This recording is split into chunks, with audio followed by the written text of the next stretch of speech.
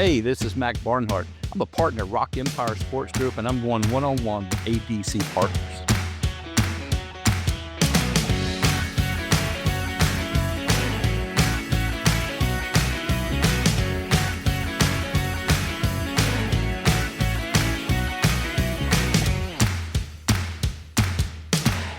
Hey, this is Dave Almy of ADC Partners, and I want you to be honest with me. Was there ever a point where you thought you wanted to be a sports agent? Look, most of us have, right? We call it Jerry Maguire effect. The 1996 Tom Cruise movie was a first exposure to sports business for a lot of people. And it made the job seem pretty cool, right? I mean, you go into games with the lanyard around your neck that provides all kinds of access, rubbing elbows with athletes and owners, being down on the field, et cetera, et cetera, et cetera. Now, my guest, Mac Barnhardt of Rock Empire Sports, has been there and done all that. The longtime golf agent has represented household names like Davis Love, Justin Leonard, and David Duval. He's attended to the events. He's hobbed and knobbed with golf's glitterati. He's lived the dream. Yeah, but he's also seen the nightmare too, right? He's been fired from companies he's started. He's elevated proteges only to be betrayed by them. He was even forced to leave the industry for a couple of years. So suffice it to say, Mac Barnhardt has seen it all and learned even more. In our conversation, he shares a lot of that hard-earned wisdom, goes into how he went from loading baggage for Piedmont Airlines to representing golf's greatest players, and shares how he maintains perspective through the highs and lows of being a sports agent. So thanks for listening in on my conversation with Mac Barnhardt, president of Rock Empire Sports. Hope you enjoy. You played 4 years of golf at High Point University, right? And this is back in the 80s.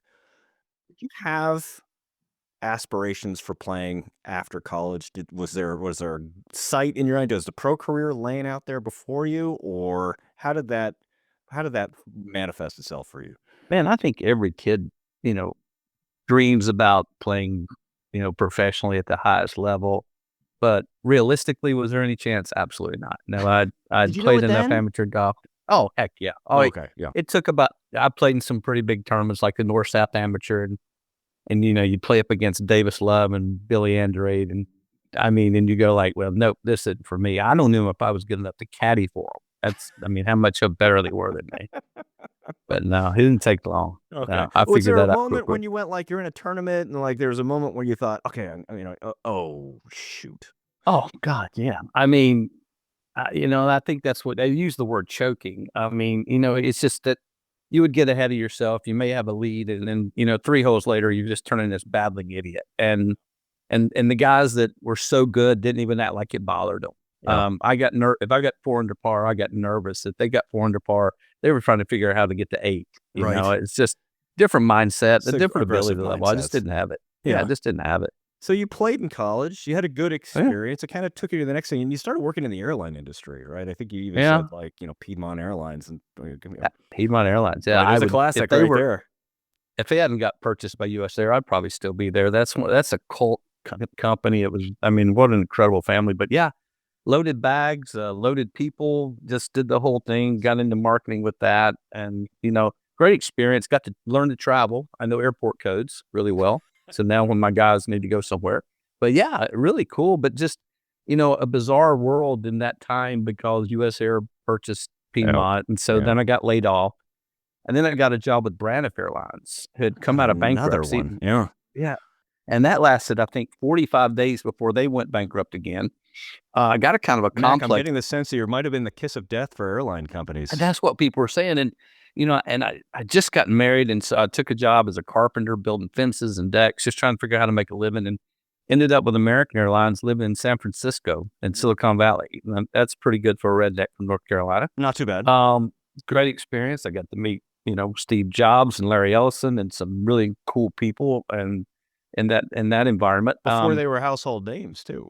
Oh yeah. If I'd have had any money at all and bought $1,000 of their stocks, I probably wouldn't be on this show right now. No, probably not. All right. So, but look, thankfully it brought us together. Your inability to make a financial investment at that time in startup technology Absolutely led us to Still, connect. that's So silver linings, Mac, silver linings.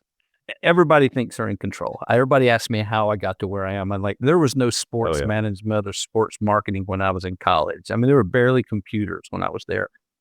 And when I was in San Francisco, obviously being from the South, I wanted to get back and I couldn't figure out how to do it. And I ended up in Washington, D.C. one day in a conversation with a guy. And he says, the job up here is not for you. And I was like, naturally, send me back to California. And he goes, no, I've got a job in Richmond, Virginia that's perfect for you if you want it. And I said, yeah. And so I go to Richmond, Virginia. I've still played a little golf, still played, amateur golf, and started playing with some guys. And there was a guy named Vinny Giles who owned this little bitty management company called Pros Incorporated. And I mean, he was, Vinny's probably one of the best amateurs ever played the game. I mean, he's a famous guy in my world. And so anyhow, ran across him, some guys that worked for him, a guy named Dave Marigny. And somehow, just in the blink of an eye, I was in this business. So you were meeting with somebody who's for a different job. Yeah. Who said, this one's not for you. Try this other one. Yeah. I mean, I know the guy's name. His guy named Jeff Hoikwing. I'll never forget it because it's been kind of a long run trying to get back to the Southeast. And while I'm there, he just looks at me and he was on the phone and he hung up. And the guy he was on the phone with was the guy's position in Richmond that was resigning. And he says, this job's for you. And I mean, that's why I say the universe just seems to just keep putting me where I'm supposed to be, as bad as it feels sometimes. But and that's why I am the way I am now. As I didn't get here because I planned it. I just kind of ended up here. But, there's also the, I can't remember, there's certain variations on the saying, right? It's, the old failure to prepare is preparing to fail type of thing. You put yourself in positions to succeed. You put yourself in positions to be able to be in front of people who can direct you. And whether that's just tenacity, whether that's a sparkling, witty repartee going back and forth with people, it does. Yeah. I mean, there is a happenstance to it. There is a lot of chance to it, but you have to be prepared to take those chances. Yeah, but I mean, everything I'd done up to that time prepared me almost for everything I needed to do. I had travel experience, and you have to get around the world. I'd played against great players. I'd done things, and I mean, to be put in that position. I mean, looking back, it makes no sense. I tell people all the time. There's Joe Walsh at the Eagles, and he said that when you're living life, it looks like these random chaotic happenings with no purpose, and you look back and it looks like a well orchestrated novel, and it just. And my life is exactly that. I tell people I'm kind of a funny Forrest Gump. I mean, it just the things I've got to do. And I have people call me all the time and say, how did you plan? I said, I hadn't planned anything. I really hadn't. Well, I mean, what about the funny, experiences like working in places like airline companies? Did they provide a foundation for what you were doing, or was this a complete needle scratch across the record? Well, I mean, loading airplanes. Analogy. Yeah, loading bags into a plane is tough business. I mean, it's work, right? And then dealing with people in an airport, at ticket counters, you're dealing with people mad for no reason, beyond your control. And I did learn something. I learned that, and this happens a lot, things happen that are not my fault, but they're my responsibility. If I order something for a client to have at the next tournament and it doesn't show up, I always apologize. And they said, well, it's not your fault. They said, no, it's not my fault, but it's my responsibility. And if I take that stance, at least they know that I'm not going to shirk the duties and lay it off on somebody else. You've got a customer at the airline and there's a flight delay because of weather, and this guy's missing his birth of his baby and he's upset, right? And you apologize to him. And I learned that at least they feel like you have empathy, right? And that you can understand what they're doing, even though there's nothing I can do about it. And that happens a lot in golf. There's a lot I can't fix, but there's a lot of responsibility that we try to take for them. So you work with Pros Incorporated, your first foray into golf agency and player representation, but that all evolves, right? And you end up launching Crown Sports Management, which was decision to just go out on your own. Like, figure this was no, it wasn't my decision. I was a minority owner at Pros Incorporated. We had a really good run in the 90s. And we sold to a company called Octagon. Oh yeah, in 1999. Heard of them? And again, Vinny's company, we were very player minded. Everything's the player; it's not the company. And Octagon was great. Look, I still got great friends there, but those were businesses. It was about making money for the company. It wasn't about providing management to the player. it wasn't they were against it. It's just that I guess the comment was is that I had a client that had a really nice offer to go overseas, a lot of money, and he wanted to go deer hunting that week. And I said, "Go deer hunting. You need Yeah. time off. Your time and rest is." And I got called to the carpet Octagon did for not not making appreciate him not make him go overseas. And I just said, and the guy said, "You got to remember who you work for." And I said, "I work for the client." Well, it wasn't long after that we parted ways. Yeah. So the cultural and- fit was not exact. Yeah. No. And so I started Crown again in 03, I think it was, and started over again. And with a lot of support and from a lot of clients. And so I built that up. Well, I'm assuming that if you approach this with a player-centric focus, that when you start up, the culture that you're trying to put in place attracts those same players back to you. Exactly. Or Yes, even exactly. within the network of the players talking about it, like, oh, if you don't have an agent, you might want to check Crown Sports Management out because of the way they approach the business.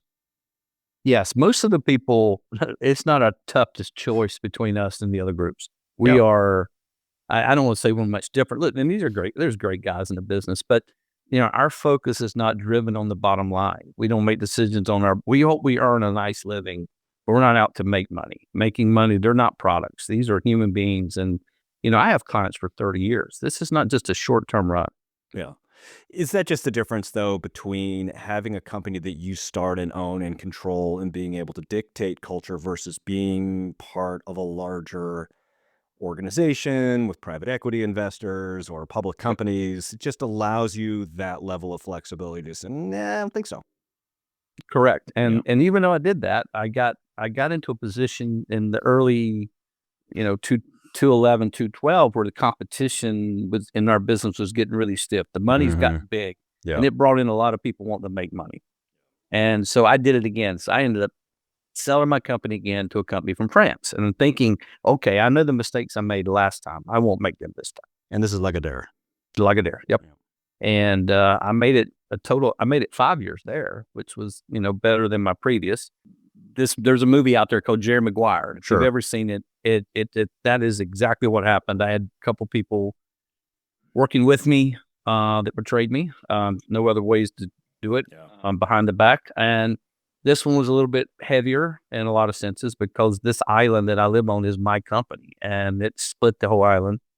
But again, another learning opportunity. And you just can't figure out. People will say anything, and this is the funny thing. This company, what they promised me and what they did, if I was a client, there's no way I'm working with anybody that promises that. They did it to me, and I was the reason they bought me, I thought, right? So you think they're buying the culture. Yep, that's what they told me they were doing. I have texts and messages saying that's why they did it, but no, that wasn't what they're doing. They were just trying to make as much money off of them as they could. So is there a place in this business for, and I hate to use this phrase, but I'm going to go ahead here, for nice guys, right? For guys who, I guess everything I've ever heard about player representation is it can be very Jerry Maguire-ish, right? It can be pretty cutthroat and it can be pretty tough and you have to have a thick skin. Is that belief, clearly you had success, but on 2 times now, you kind of experience these very, very difficult transitions. So is there still room for that?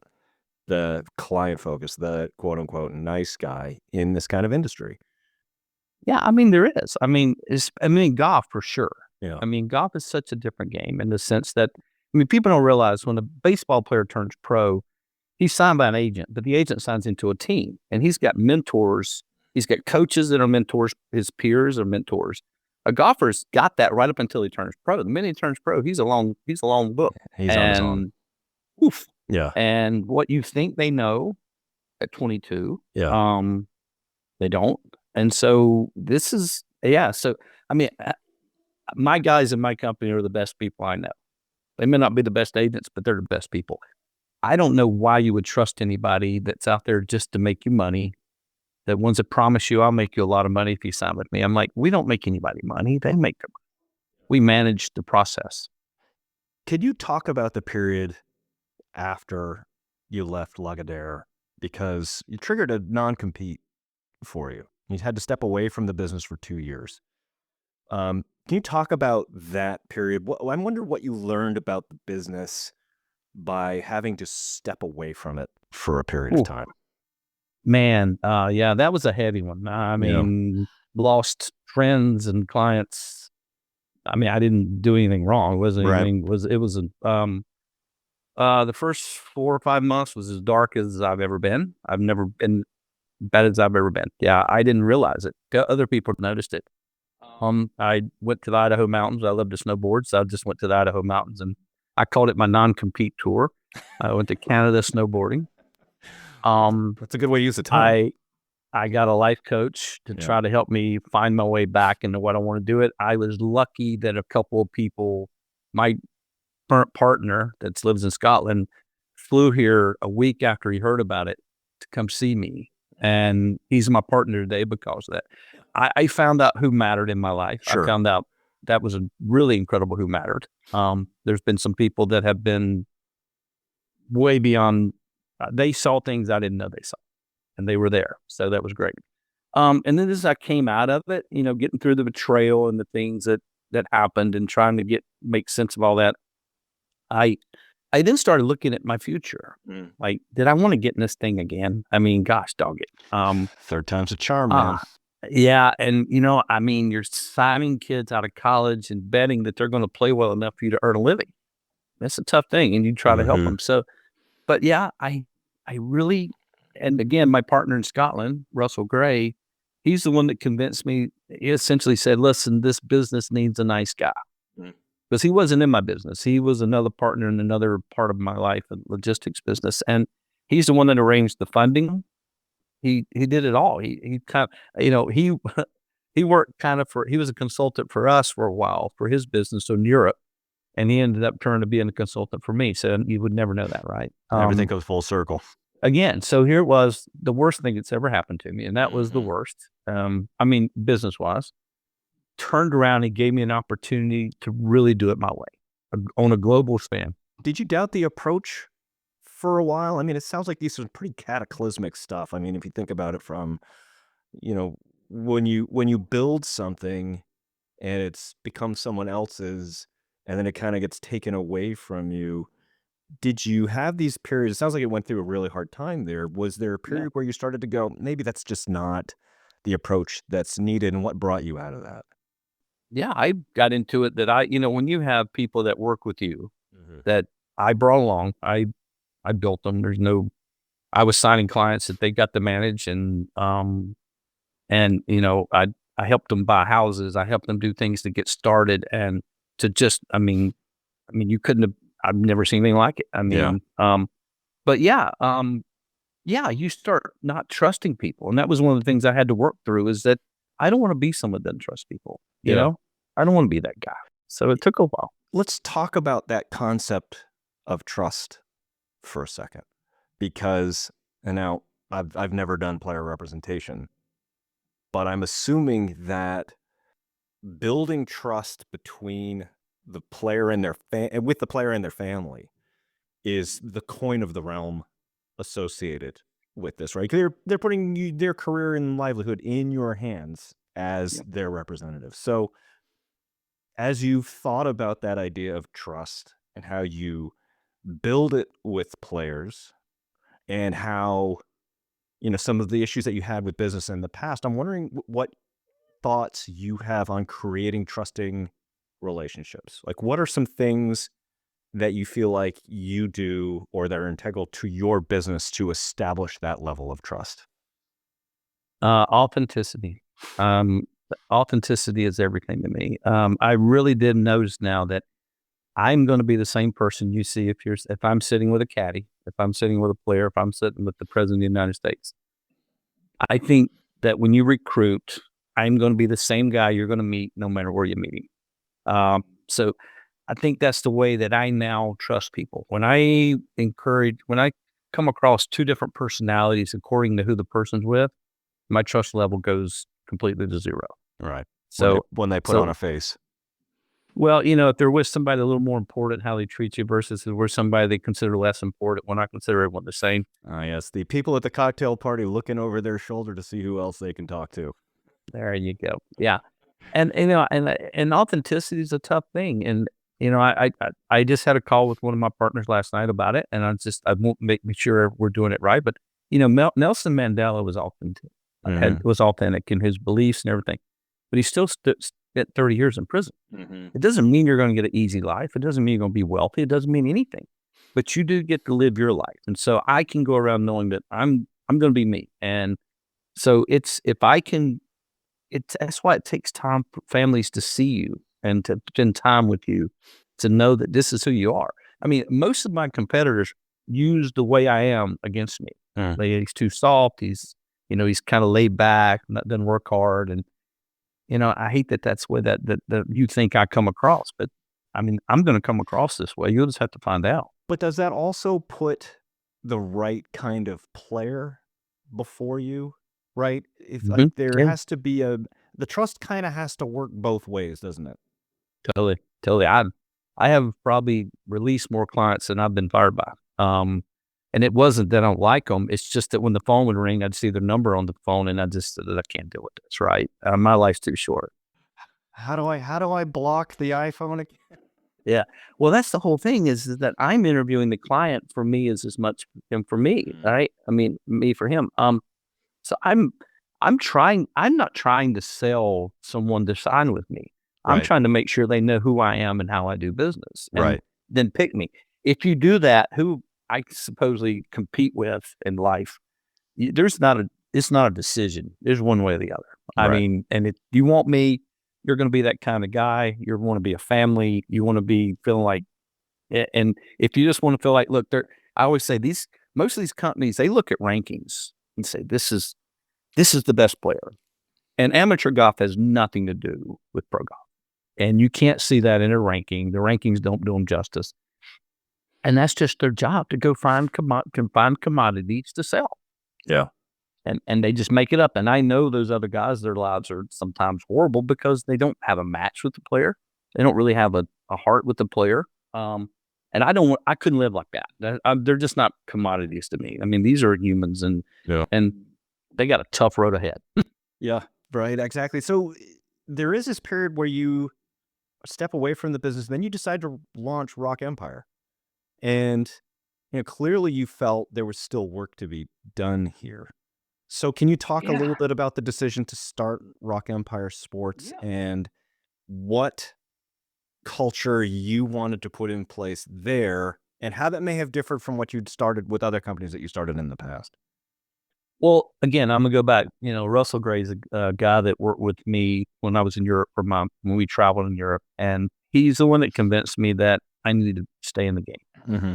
He secured the funding. And he oversees the business. So he talked you into it a little bit. He did, but he oversees it. I don't have to do business anymore. He takes care of all. I can go and do my thing and be my thing.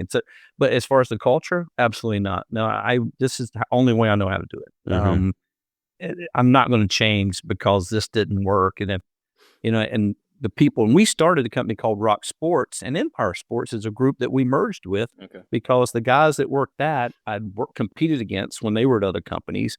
And just through time, we figured out we all had the same feeling, and we just thought we'd be better together. And it has worked out that way. So, but no, I think, I just got talked into it, and it was laid before me. I didn't have to do much. And I was given carte blanche to go build a great company. And we have my company I have now, experience-wise, ability-wise, capacity-wise, is tenfold what I had before Crown. How so?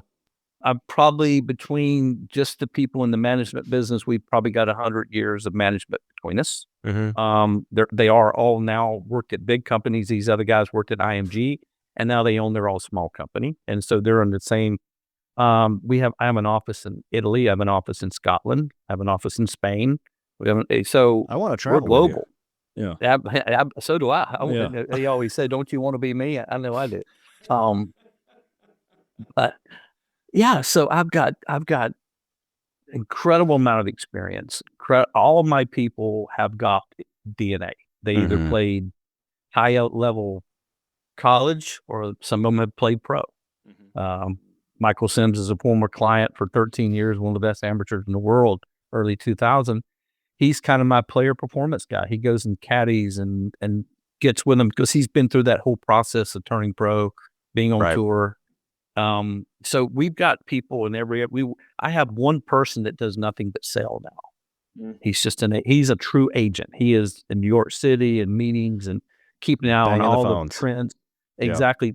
So that I'm not doing that all the time. So I kind of created positions, kind of like a baseball team. There's a catcher, there's a shortstop, and there's a right fielder, but everyone can play every position. I think this also kind of goes and fits right back to what I think of sort of to discern as your approach here, right? We've talked about culture and we've talked about trust and authenticity, sort of the fundamental building blocks, but one also seems to be a little less about, I think I've even seen you quoted on this, it's a little less about hand-holding when they walk you down the whole, the fairway, make sure everything's good, and more about career management, giving players the tools that they'll need to be successful, not only short-term, but long-term as well. How is that pitch defined to young golfers and their families, and where are they most receptive and where do they kind of go? Well, unfortunately, most of the first questions are, how much money can you make my son? And now this is starting in college and amateur golf, this NIL stuff, which is ridiculous. It's ridiculous. So I'm not a fan. No, not a fan, because people are essentially going out now trying to buy clients in college so they don't have to recruit them when they're pros.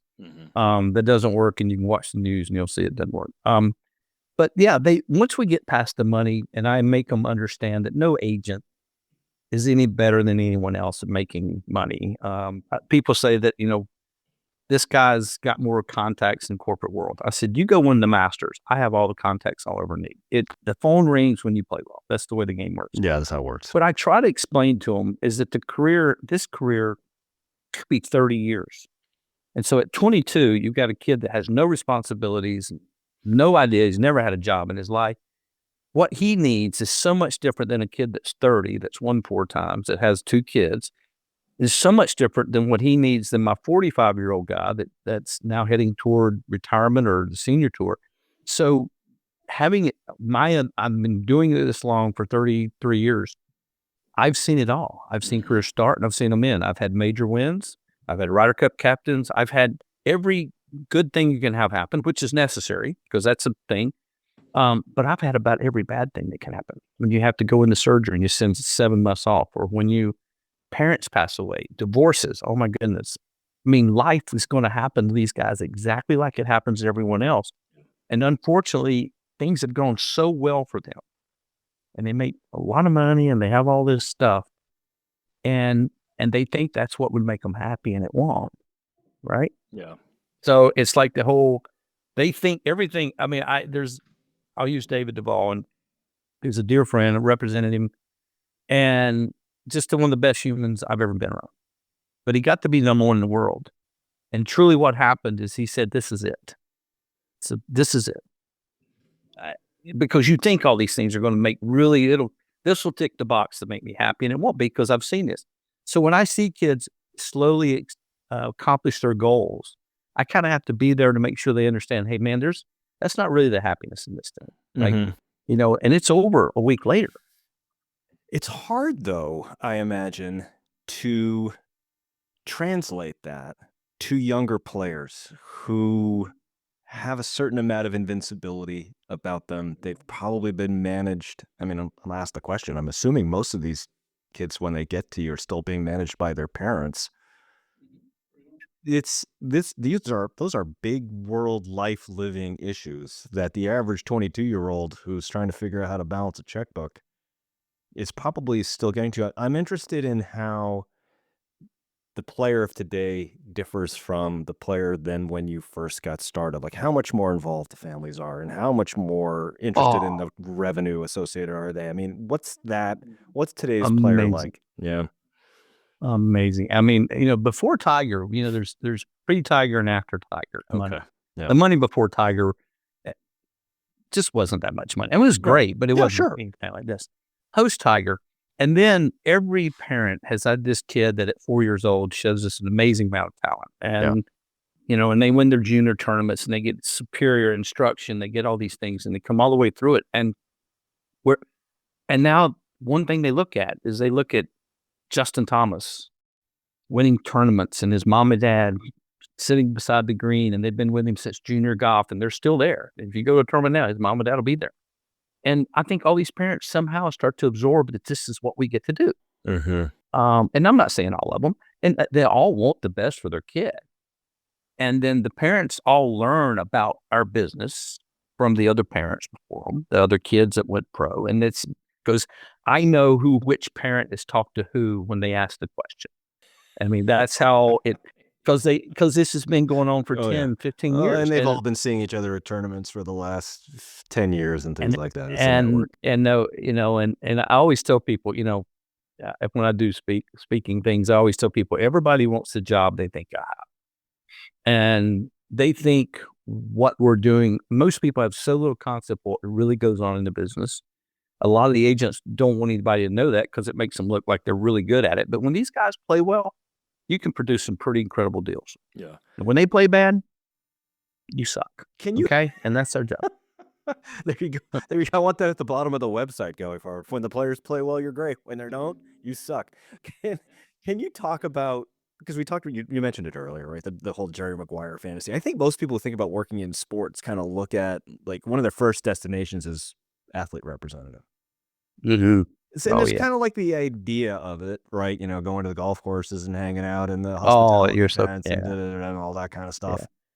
Where does the reality veer the most away from the perception that people have of athlete representation? The fact that you're somebody. Yeah. These guys think that's who you are. I tell people all the time, all that I've ever had is position power. When Davis Love was number 2 in the world, I was as smart as anybody in the world. And right now, I guess my highest ranked player is 40th in the world. And I mean, I'm just not that bright anymore. And there's kids 35 years old that somehow lucked into a player that's, not say luck, I shouldn't say that, but some reason they have this guy that's 7th in the world. And I see them talking to the commissioner of the PGA Tour like they've got something to add. And I always look at it and go like, but I remember back in the 90s when I didn't know what I was doing, that Tim Fincham would call me and ask me my advice because I had players playing good. And everybody treats you like that. I mean, when you walk in a room and you've had a major winner recently, I mean, everybody wants to talk to you. I can go in a room right now and I promise you very few people will come over except the ones that just want to, say, hey, and gab.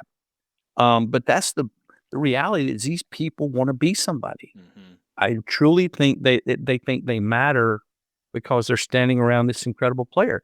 I've never looked at it like that. I'm a service. I'm there to serve my client, and yeah, I'm on TV sometimes and I get an interview, but I mean, it's not me, and that's the biggest problem. Is a lot of these guys. I've had people come up. I don't like being a doctor anymore. I don't like being a pilot anymore. I want to do what you do, and I just kind of giggle and like, wow. Good luck. Is it that easy? Is it that easy looking? I do make it look pretty easy, don't I? Oh my! Oof. Yeah. Well, when you think about where the sport is headed and where the athletes are headed and what you want to do with Rock Empire, how does that future look like to you? Is it more of the same? Is there an evolution out ahead of you that you see?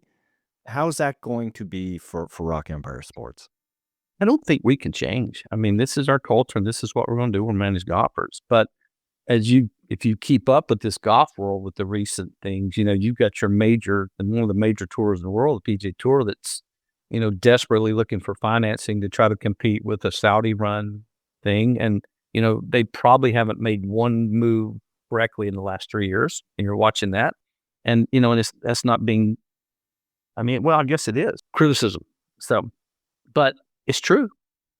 So we've got a sport to where someone actually made these golfers think they were worth Messi or worth, I was trying to explain. So I think Messi's got 604 million followers on social media. Tiger Woods has 8.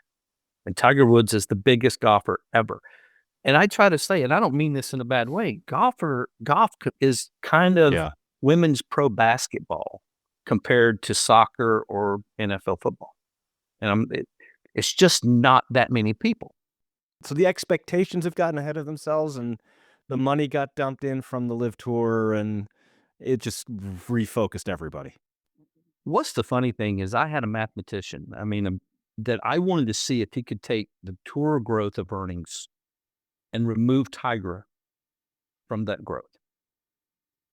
And he did it for me, and it's staggering. And looking at it, not only when Liv showed up putting more money out there, the tour probably should have been constricting purses then. They should have been going the other way because viewership was down.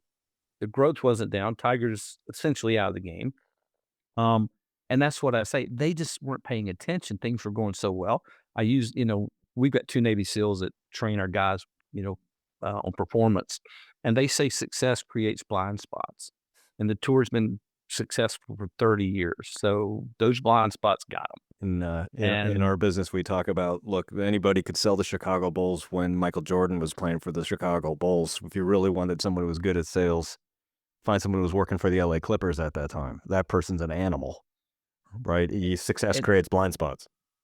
And that's exactly what happened. And this will be studied in every business school from the history of business because this is the way it happened. But you had a business that probably should have been constricting purses because revenues were going to be down. Viewership was down for a lot of reasons, but it was down.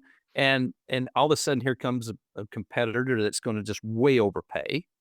And they got caught into this that they believe, the tour believed that those were their players, even though they're independent contractor.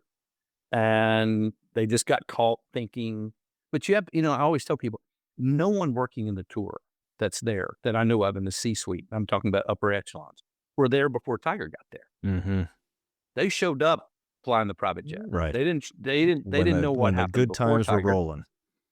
And they're still promoting Tiger playing like he's really involved. And it's kind of it's a little comical. The guy's great, but he's 49 and bless his heart. Been beat up. And so it's just one of those business studies that they weren't studying their business and their product. They were just gliding along thinking they owned the business. Somebody came in, upset the apple cart, and they just started spending money they didn't have. So how do you prepare your players, the players that you work with on a daily basis for what's sort of tectonic shifting in professional golf? How do you prepare them for what's happening right now? Can you prepare them? Is it just like there's just too much change going on too quickly? No, it's about the next shot you're going to hit. Yeah. You just never go past that. I don't want you thinking about tomorrow. What shot are you going to hit now? That's just everything that we have to preach is the moment. There's nothing we can do about the future. It's out of our hands right now. I do explain to them that no matter what happens, pro golf will exist. And if the PGA Tour can't pull it off, then there will be another group to pull it off. The pro golf will exist. The demand out in pro golf now, I played with some people yesterday in the business, and we were talking about versus 20 years ago, how many players could possibly play their way into the top 100. And I would say there's 20 times as many people as 20 years ago. And now the PGA Tour, because they're getting in a business situation, is restricting play. They've gone for 125 to 100 at a time when every sport is expanding. Mm-hmm. So, there's going to be a place to play. That's all I tell them. But it doesn't, a golf shot's a golf shot. It doesn't matter if it's the last hole of the Masters or if it's a mini tour event in Waycross, Georgia. And that's what we try to teach them. Don't get caught up in anything past this golf shot. And, our Navy SEALs go eyes up, next target. And that's kind of what we talk about. I'm with Mac Barnhardt. He is a partner in Rock Empire Sports. Mac, I want to thank you for spending the time with me today. But before I let you go, I'm gonna put you in the lightning round. So I just want you brace yourself a little bit. This is going to be a little bit of the blender as far as questions goes. So I just want to make sure you're ready. All right, here we go. As you mentioned earlier, you do have a love for backcountry snowboarding. I enjoy backcountry skiing. So the question is, can we coexist? Yes, absolutely. I won't hold it against you for having 2 snowboards. My 2 narrow snowboards. That's what they are now, buddy. You thank the snowboard industry See, for those things. I kind of boxed myself in with that question because I should have expected something was going to come back my way. All right, very good. Next one. You were quoted as saying, "I could either reinvent the golf business or I could wind up working as a lift operator at Sun Valley." Why would that be a bad thing? Well, I was hoping for the other, honestly. If Russ would have stayed out of my life, no, I'm kidding. But I don't know if I'd have been a lifty, but I'd have been probably doing something hanging around Sun Valley. Sun Or Valley is not maybe a a backcountry guide, maybe. Yeah, Sun Valley's not a terrible place to hang around. I haven't been up there in a couple No, months it's myself. Most underrated golf course that anyone can access. most underrated golf course that anyone can access. Well, most of them are so highly rated, right? Yeah, this is a great one. Brunswick Country Club right near here on the island. It's a Donald Ross course. They just redid it to Donald Ross's specs. And it is a fun place that you can play a onesome or a ninesome. Okay. As we played there one time, somebody said, "Why is there 9 people in that group?" And we said the 10th guy didn't show up. But yeah, it runs a country club, I'd say right now. All right, Yeah. very good. Last one. What's the one piece of golf advice you have for someone who's terrible off the tee, off the fairway, out of the bunkers, and on the green?